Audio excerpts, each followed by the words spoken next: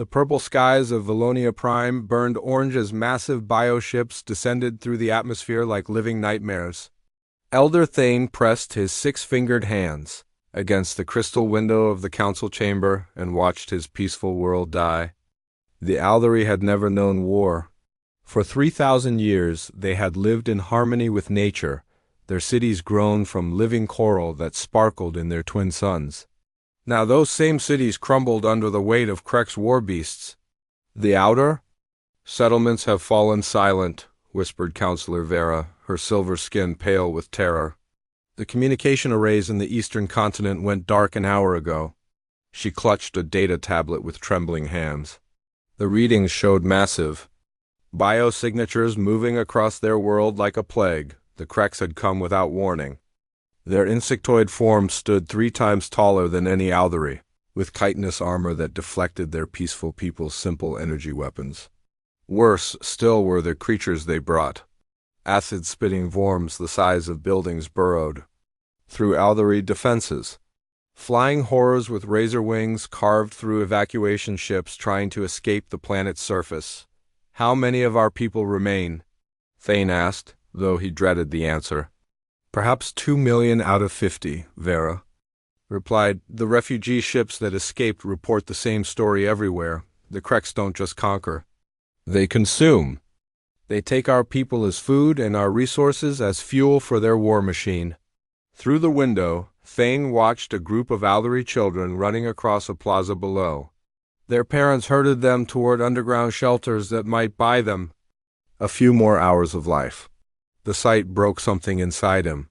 The Aldari Council had always believed that reason and diplomacy could solve any conflict. They had been so wrong. A thunderous roar shook the building as a Krek's bioship passed. Overhead, the creature was easily the size of a small city, its flesh rippling with organic weapons. Thane could see smaller forms dropping from its belly like spores.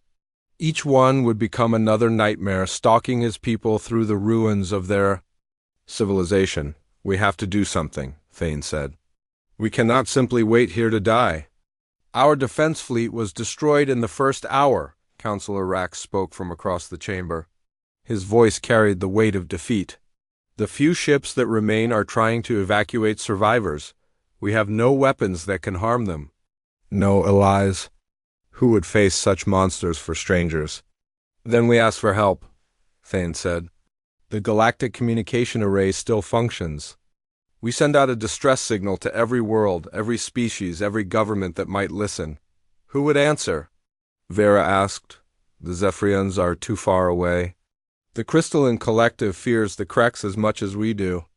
The other species see. US is weak. They will not risk their own people for ours. Thane walked to the communication console in the center of the chamber. The device hummed with energy, its bio-organic components still functioning despite the chaos outside. Perhaps. No one will answer. But we must try. If even one species responds, even one ship comes to help, it might make the difference between extinction and survival. He activated the wideband transmitter. The signal would reach across the galaxy, carried by quantum relays to every major civilization. Thane had never made such a broadcast before. The Aldari rarely communicated with other species, preferring their peaceful isolation. This is Elder Thane of the Aldari Council on Valonia Prime, he began, his voice steady despite his fear. We are under attack by the Kreks Empire. Our world is dying. Our people are being slaughtered or taken as slaves. We have no military strength to resist them. We are a peaceful people who have never harmed others. If any species in the galaxy values life, if any government believes in protecting the innocent, please help us. We do not ask you to die for us. We only ask that you give us the chance to live. He paused, looking out at his burning world. In the distance, one of their great coral cities was collapsing as Krek's bioweapons ate through its foundations. Millions of years of growth destroyed in hours. We know we are strangers to most of you. We have kept to ourselves and asked little of the galaxy, but now we have nothing left to lose. The Kreks will not stop with us. They will move on to other worlds, other people. Help us stop them here, and you help yourselves. This is our final transmission. If no one comes, we understand. Thank you for listening to our plea. The transmission ended. Silence filled the chamber except for the distant sounds of destruction. The three council members waited, staring at the communication console as if their will alone could bring a response. Minutes passed, then an hour.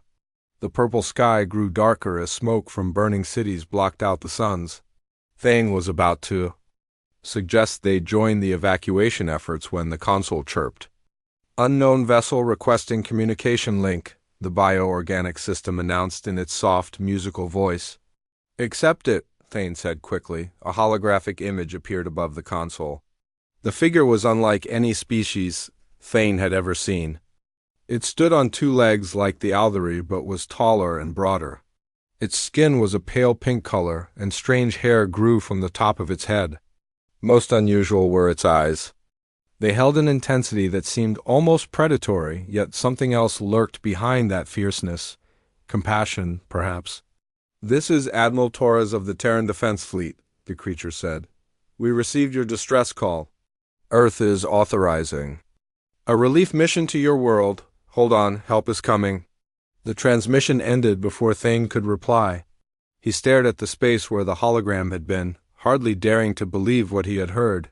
"Terran?" Vera whispered. "I have never heard of this species." "Nor have I," Thane admitted. But they answered when no one else would. Outside, another Krex bioship passed overhead, its living hull pulsing with alien malevolence. But for the first time in days, Elder Thane felt something other than despair. Hope was a fragile thing, easily crushed. Yet it was all they had left.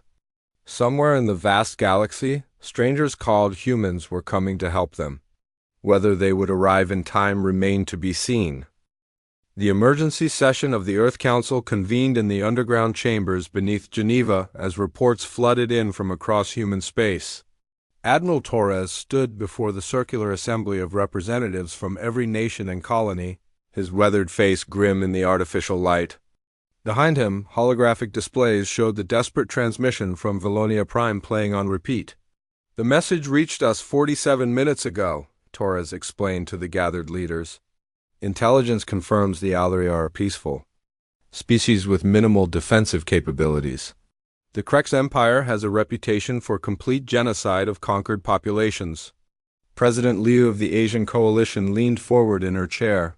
"Admiral, with respect, this is not our fight. Humanity has only been part of the galactic community for 18 months. We barely understand the politics involved." "The politics are simple," replied Torres. "Innocent people are dying and we have the power to help them." Representative Adams from the North American Union shook his head. "Our fleet is still rebuilding after the Titan incident. We have 57 operational warships total. Intelligence suggests the Krex deploy biofleets numbering in the hundreds. Then we use what we have," Torres said. "The Aldery sent that message to every species in known space." "How many responded?" "0. We may be newcomers to this galaxy, but we're the only ones willing to act." The debate continued for another hour, but Torres had already made his decision. He had seen the fear in the Aldery Elder's voice, watched their cities burn in the background of the transmission. Humanity had faced extinction before. They knew what it meant to fight for survival against impossible odds. Finally, Chancellor Okafor of the African Federation stood. "The motion passes by a margin of 7 votes. Battle Group Phoenix is authorized to deploy to Valonia Prime with full military authority." 3 hours later, Torres boarded the dreadnought Defiance in Earth's orbital shipyards. The massive vessel stretched over 2 kilometers from bow to stern, its angular hull bristling with kinetic cannons, missile pods, and point defense systems. Unlike the elegant bioships favored by other galactic species, human vessels were built for one purpose: war. "Status report," Torres ordered as he entered the bridge. The chamber buzzed with activity as officers prepared for immediate departure. "Battle Group Phoenix is assembled and ready," reported Captain Rodriguez, the Defiance's commanding officer. 2 heavy cruisers, 6 destroyers, 3 assault carriers, and 4 marine transport ships. Total complement, 18,000 personnel. How long to reach Valonia Prime? 16 hours through hyperspace, assuming the jump points remain. Stable. Torres nodded. Take us out. The fleet departed Earth system in formation, their drives creating brilliant flares of light as they accelerated toward the hyperspace jump point. Other galactic species used bioorganic ships that grew through space like living creatures. Human vessels moved with mechanical precision, their crews trained for rapid deployment and maximum efficiency during the hyperspace journey. Torres reviewed everything they knew about their enemy.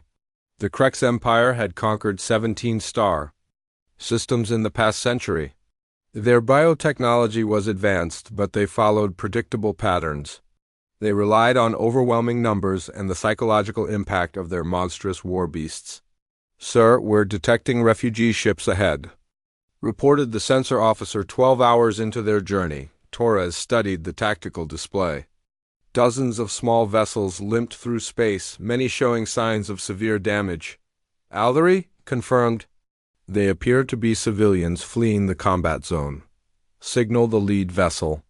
Offer assistance.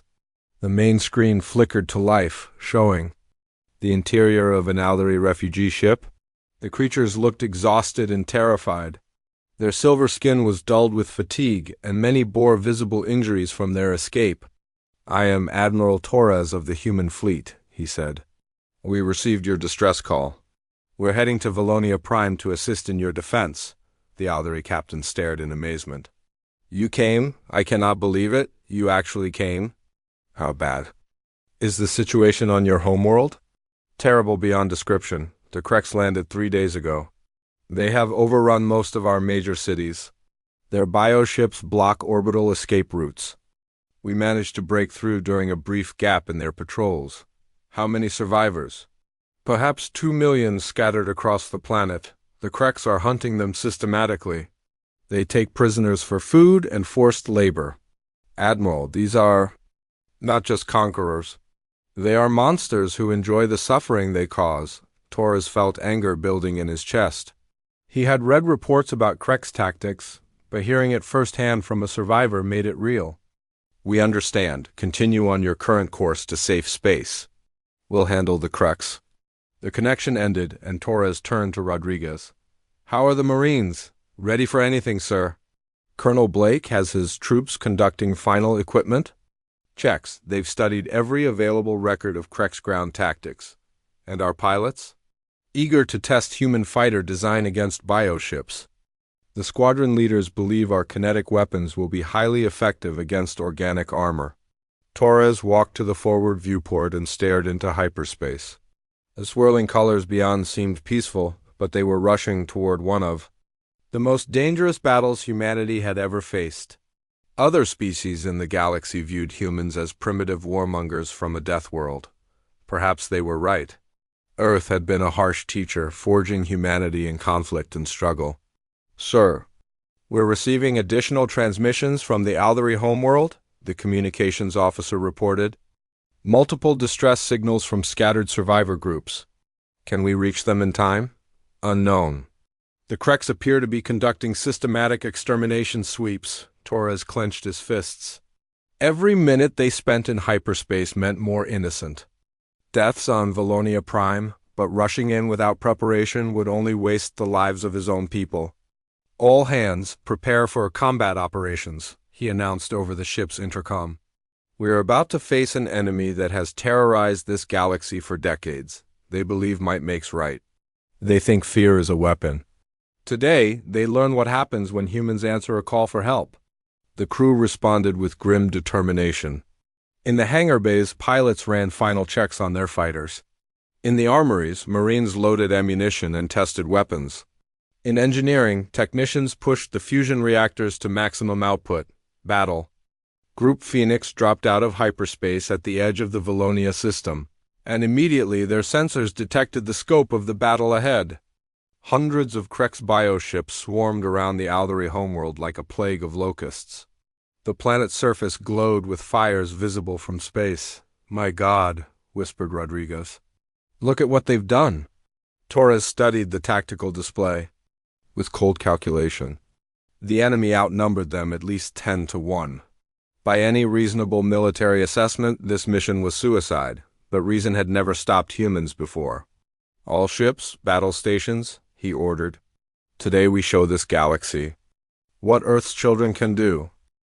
The first thing that struck everyone aboard the Defiance was the smell. Even through the ship's filtered atmosphere, the stench of burning cities and rotting flesh seemed to seep through the hull. Valonia Prime hung before them like a wounded animal, its once purple skies now black with smoke. Krex bioships moved across its surface in feeding patterns, their organic hulls pulsing with alien life. Tactical assessment, Admiral Torres ordered, his voice cutting through the shocked silence on the bridge. Lieutenant Park's fingers flew across her console. 237 Krex vessels in various sizes. Their largest bioships measure 4 kilometers in length. The smallest appear to be fighter-class organisms about the size of our interceptors. Surviving Aldery forces? Minimal. I'm detecting 3 damaged vessels in high orbit, possibly hiding behind the moon's shadow. Their energy signatures suggest critical systems failure. Rodriguez stepped up beside Torres. Sir, the odds are approximately 12-1 against. Yes, if we engage directly, we'll be overwhelmed in minutes. Torres studied the battle display. The Krex formation was loose and uncoordinated. They were feeding, not fighting. That would be their first mistake. They don't expect resistance. Look at their positioning. No defensive screens, no patrol patterns. They think they've won. Through the viewport, one of the massive Krex bioships was visible as it descended toward the planet's surface. Its flesh rippled with movement as smaller organisms detached from its hull like parasites. Each one would hunt down survivors hiding in the ruins below. All ships execute attack pattern Delta, Torres commanded. We hit them fast and hard before. They can organize a response? The human fleet accelerated toward the enemy formation. The Defiance led the charge, its heavy kinetic cannons already tracking targets. Behind it, the cruisers Manchester and Singapore spread into flanking positions, while the destroyers formed a protective screen. The first Krex bioship to notice their approach was a medium-sized creature feeding on orbital debris.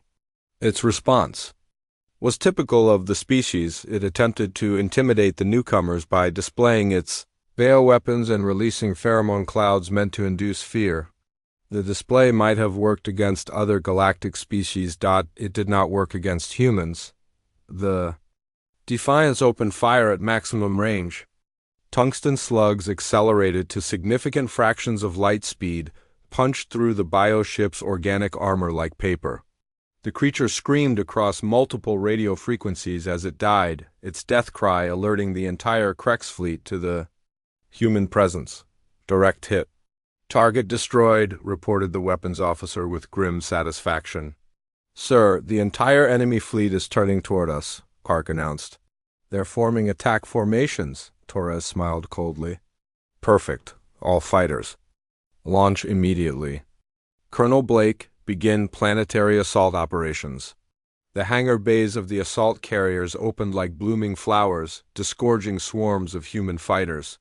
The small craft moved with mechanical precision, their pilots executing attack runs. That confused the Krex defenders. Other galactic species flew in predictable patterns based on honor codes and traditional tactics. Humans fought to win. Major Thompson led Lightning Squadron in the first wave, her fighter screaming toward a cluster of Krex bioships near the planet's north pole. All units, target their feeding appendages. Intelligence suggests those are their most vulnerable points. Her wingman, Lieutenant Davis, fired a spread of missiles into the side of a bioship the size of a city block. The creature writhed in agony as explosions tore through its vital organs. Confirmed kill on bioship Delta 7, he reported, but the Krex fleet was beginning to coordinate its response. Hundreds of their fighter organisms swarmed toward the human vessels, their acid spitters and razor wings glinting in the light of Valonia's dying cities. Enemy fighters closing fast, warned the tactical officer aboard the Defiance. Point defense systems, free fire authorization. Torres ordered. The space around the human fleet erupted in streams of defensive fire. Rapid pulse lasers and explosive shells created a wall of destruction that the Krex organisms flew into like moths into flame. But there were so many of them. For every biofighter destroyed, 2 more took its place. Hull breach on Deck 7, reported the damage control officer. A Krex acid spitter got through our defenses. Seal it and continue firing, Torres replied without hesitation. On the planet's surface, the first wave of human marines was already dropping through the atmosphere in assault pods. Colonel Blake's voice crackled over the comm system as his unit made planetfall in what had once been the Aldery capital city. Phoenix Base, this is Ground Team Alpha. We have survivors in the ruins of the government district. Requesting immediate air support for extraction. Ground Team Alpha, this is Phoenix Base. Support inbound. Be advised, massive Krex formation. Approaching your position from the east. Blake's team had landed in a nightmare. The Aldery capital had been one of the most beautiful cities in the galaxy, its living coral towers reaching toward the sky like frozen music. Now those same towers lay broken and burning, their bioluminescent surfaces dark with death. Movement at 2 o'clock, reported Sergeant Kim, her rifle already tracking targets. Krex ground units, approximately company strength. The enemy creatures that emerged from the ruins were things of nightmare. Each Krex warrior stood 3 meters tall, its chitinous armor scarred from countless battles. Their mandibles dripped with acid, and their multiple eyes tracked the human soldiers with predatory intelligence. Open fire, Blake ordered, human. Weapons spoke with voices of thunder. High-velocity rounds punched through Krex armor while explosive grenades scattered their formations. But the aliens kept coming, their alien physiology allowing them to fight on despite wounds that would kill most creatures. Sir, we've got civilian survivors in the building to our left, Private Martinez called out between bursts of automatic fire, approximately 30 Aldery, including younglings. Blake made the decision that would define the battle. Team 2, establish defensive positions around that building. Nobody gets through to those civilians. Team 1, advance and clear the plaza. The fighting was brutal in close quarters. Krex warriors leaped through the air with incredible speed, their claws seeking human flesh. But human soldiers had trained for exactly this kind of combat on the battlefields of Earth. They knew how to fight monsters. In orbit, the space battle was reaching its climax. The Krex had finally organized their biofleet into proper attack formations, but it was too late. Human tactics had already shattered their initial numerical advantage. Enemy flagship closing on our position, Rodriguez reported. It's massive. Sir, nearly 5 kilometers long. Torres watched the approaching bioship on the main screen. Its hull pulsed with bioluminescent patterns that seemed designed to hypnotize prey. Dozens of weapon organisms writhed along its flanks like tentacles. Oh. Batteries, concentrate fire on that flagship, he ordered. Everything we have. The Defiance and her escorts opened fire simultaneously. The concentrated barrage of kinetic rounds and nuclear missiles struck the Krex flagship like the fist of an angry god. Bio-armor ruptured and alien blood sprayed into vacuum as the massive creature convulsed in its death throes, but even as it died, the flagship's weapon organisms continued firing. Streams of acid and bioplasma lanced toward the human fleet. The destroyer Perth took a direct hit and exploded in a ball of superheated gas.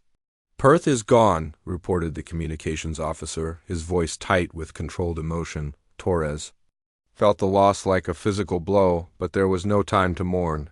Continue the attack.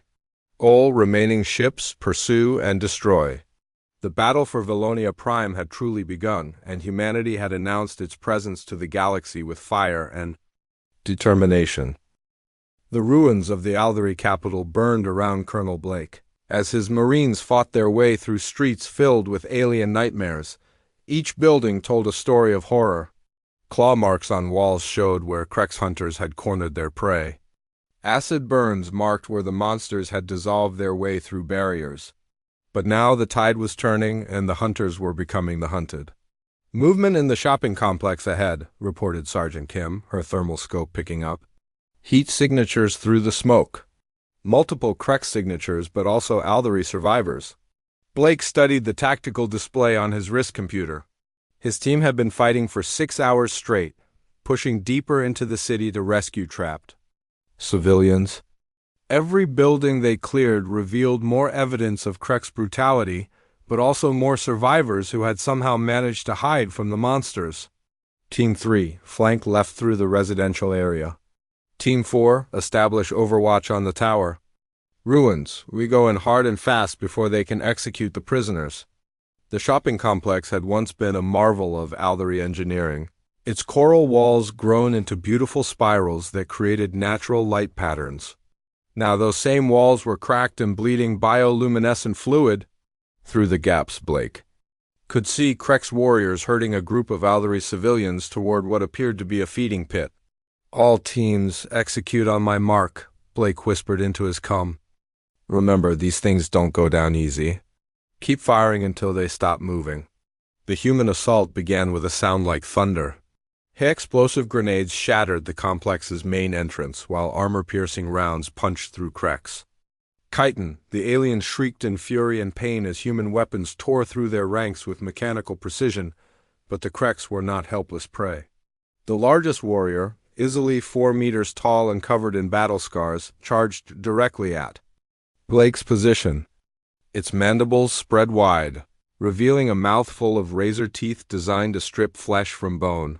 Blake's rifle spoke 3 times in rapid succession.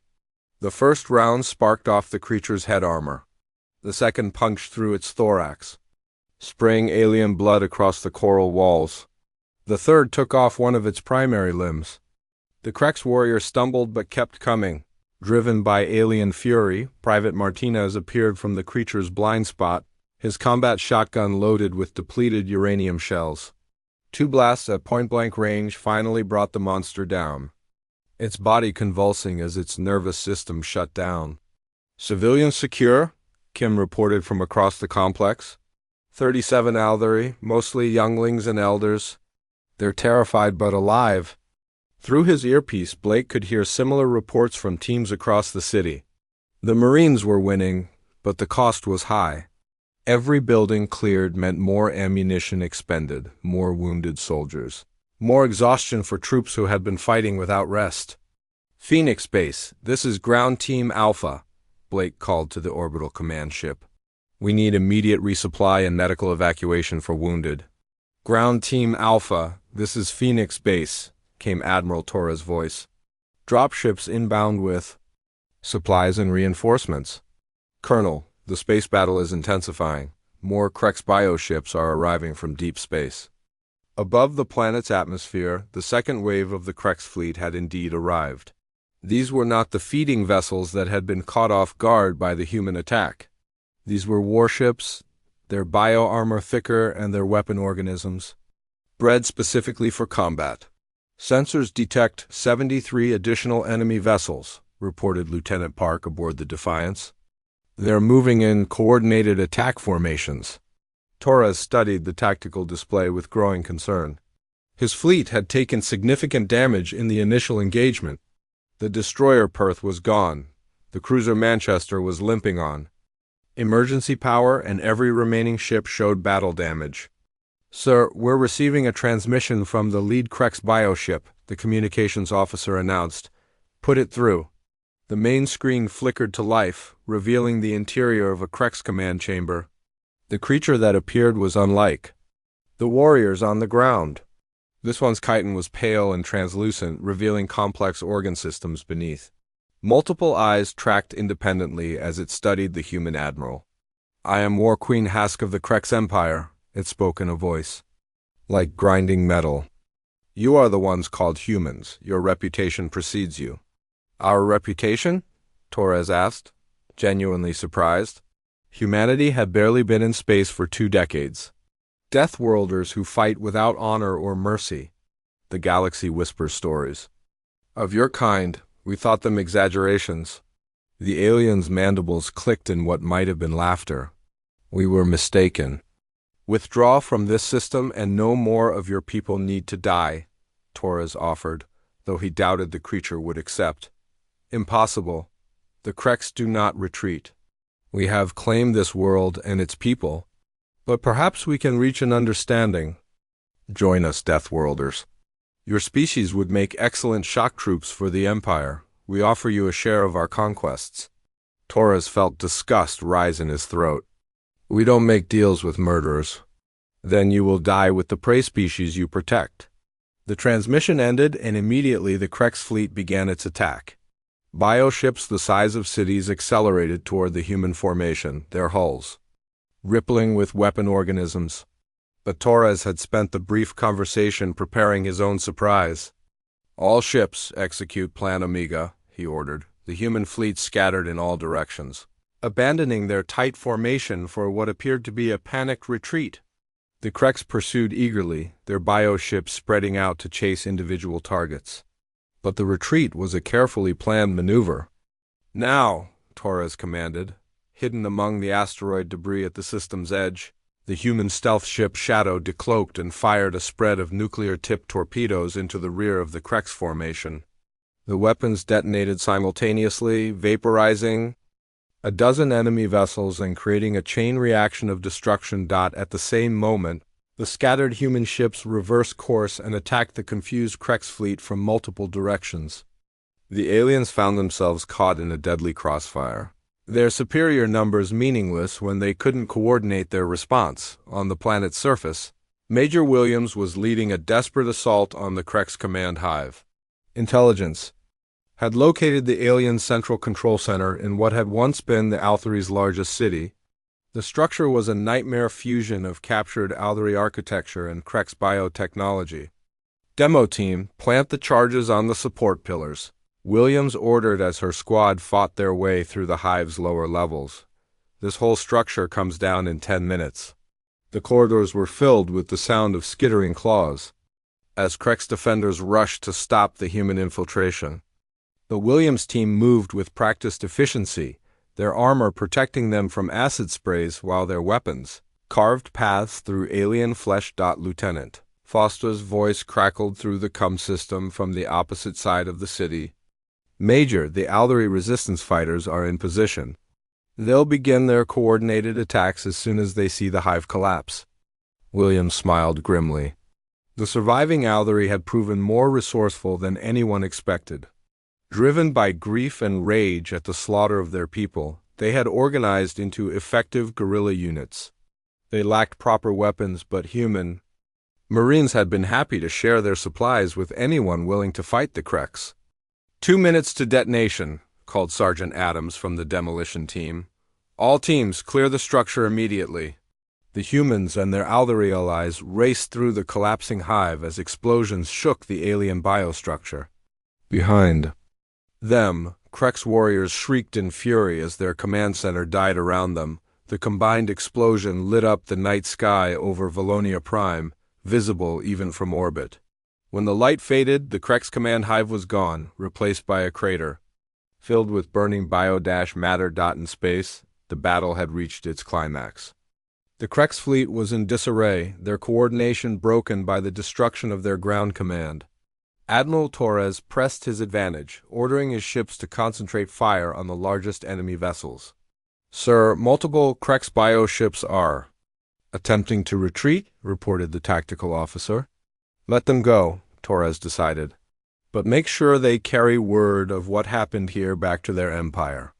The War Queen's massive bioship was among the vessels fleeing the system, its hull scarred by human weapons. As it jumped to hyperspace, Torres knew the creature would report back to its masters about the fierce resistance it had encountered on Valonia Prime. The galaxy was about to learn that humanity answered calls for help with fire and fury. The dawn light filtering through Valonia Prime's smoke-filled atmosphere revealed a transformed world. Where once the Kreks bioships had swarmed like locusts, now only scattered debris drifted in orbit. The alien invaders were gone, driven from the system by a force they had never expected to encounter. Across the planet's surface, Human Marines worked alongside Aldery survivors to establish safe zones and distribute medical supplies. Elder Thane stood among the ruins of his council chamber, watching human soldiers help evacuate wounded Aldery civilians. The creatures he had feared might ignore their plea for help were now risking their own lives to save strangers. One young human medic was treating an injured Aldery youngling with the same care she might show her own family. "Final casualty report, sir," Lieutenant Park announced to Admiral Torres aboard the Defiance. "We lost the destroyer Perth and significant damage to 6 other vessels. Personnel casualties stand at 237 killed, 418 wounded." Torres felt the weight of each loss, but he also knew the alternative would have been far worse. Aldery survivors? Current estimate is 1.8 million across the planet. The Marine teams are still conducting search and rescue operations. In the outer territories, nearly 2 million lives saved. Torres had seen the estimates of what would have happened if the Kreks had been allowed to complete their conquest. Every Aldery on the planet would have been dead or enslaved within a week. The cost had been high, but the victory was absolute.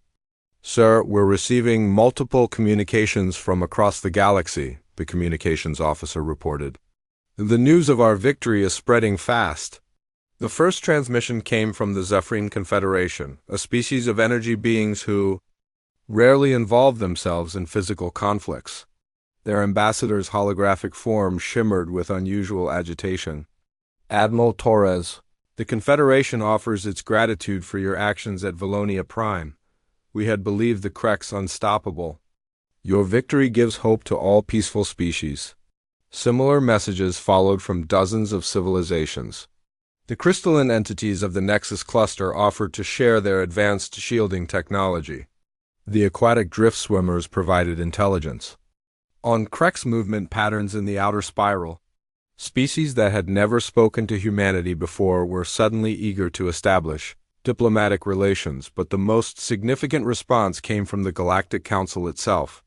High Counselor Vex, an ancient being whose species had helped found the galactic government, appeared on screen with obvious urgency. "Admiral Torres, the Council has been monitoring events at Valonia Prime. We extend our formal gratitude for your intervention. However, we must discuss the implications of your actions. The Kreks Empire will not ignore this defeat. We understand the risks," Torres replied, "but we couldn't stand by and watch genocide.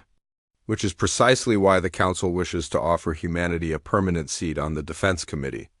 Your species has demonstrated capabilities that could benefit all peaceful worlds." The offer was unprecedented. Humanity had been members of the galactic community for less than 2 years, and most species still viewed them as primitive newcomers. Now they were being invited to help shape galactic defense policy. "We'll need to discuss this with Earth's government," Torres said carefully. "But I believe humanity would be honored to serve."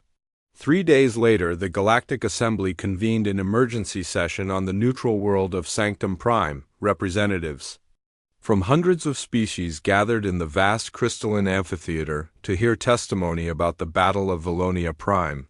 Elder Thane had been invited to speak first, his silver skin still bearing scars from the Kreks occupation. "Honored delegates," Thane began, his voice carrying clearly through the chamber's bioacoustic systems. 3 weeks ago, my people faced extinction. We sent a plea for help across the galaxy, knowing that few would answer. Every major civilization received our distress call, only one responded. He gestured toward the human delegation, seated in the newcomer section near the assembly's edge. The humans came not because they owed us anything, not because they hoped to gain territory or resources, but because they could not bear to watch innocents die. They arrived outnumbered 12-1 and attacked immediately.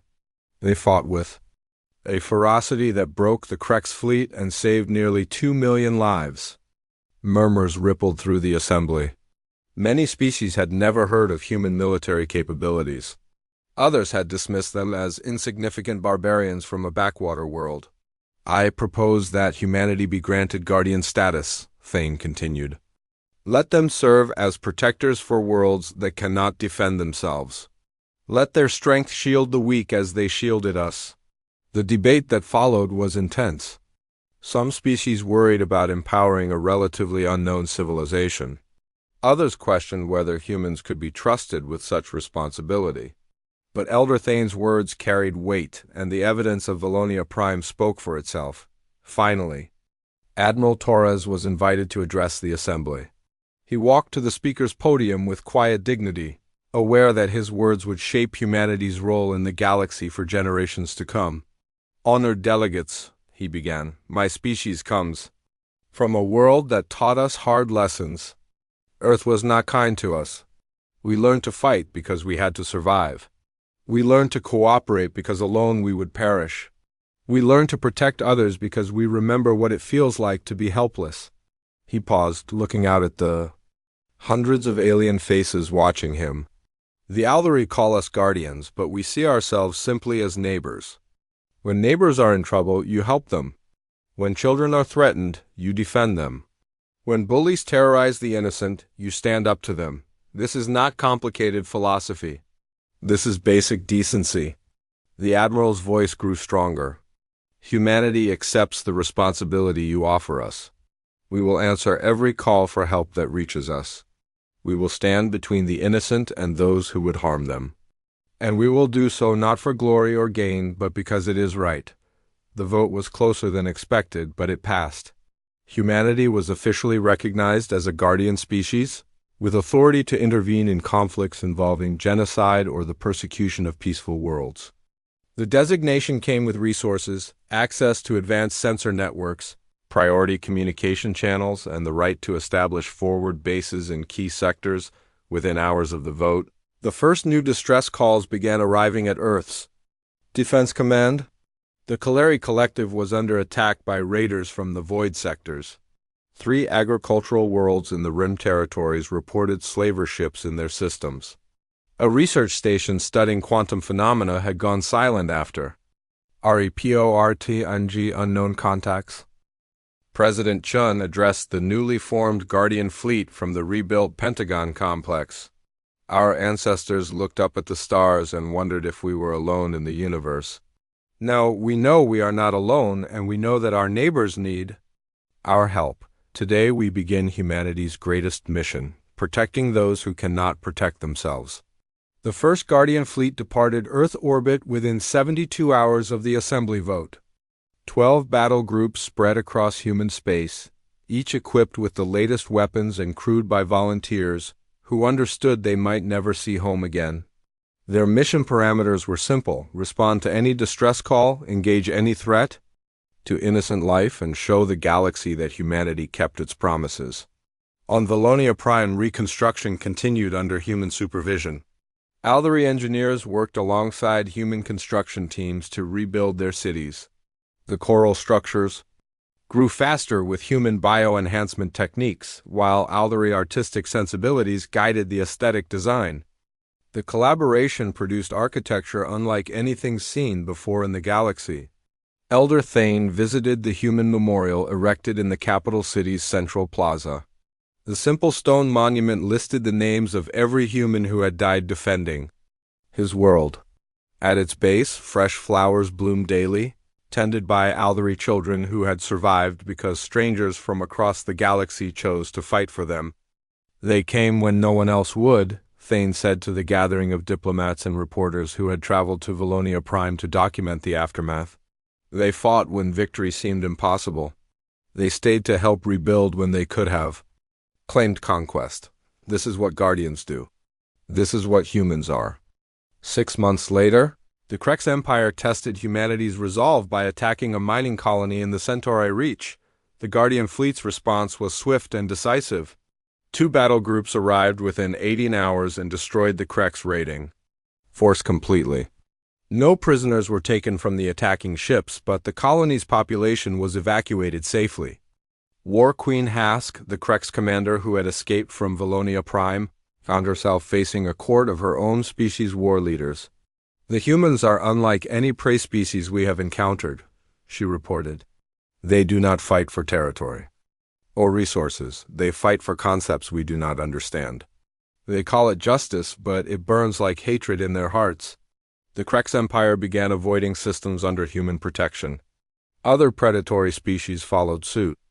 Across the galaxy, peaceful worlds slept more safely, knowing that somewhere in the darkness, human ships patrolled the void with weapons ready and hearts prepared for sacrifice. Admiral Torres, now promoted to Fleet Admiral and Commander of all Guardian forces, stood on the bridge of his new flagship Unity and watched the stars. Each point of light represented worlds, civilizations, lives that might one day need protection. Humanity had answered one call for help and found their purpose among the stars. The galaxy was vast and full of dangers, but it was also full of hope. And whenever that hope was threatened, whenever the innocent cried out for aid, human voices would answer with words that had become legend. Help is coming. We are the Guardians now.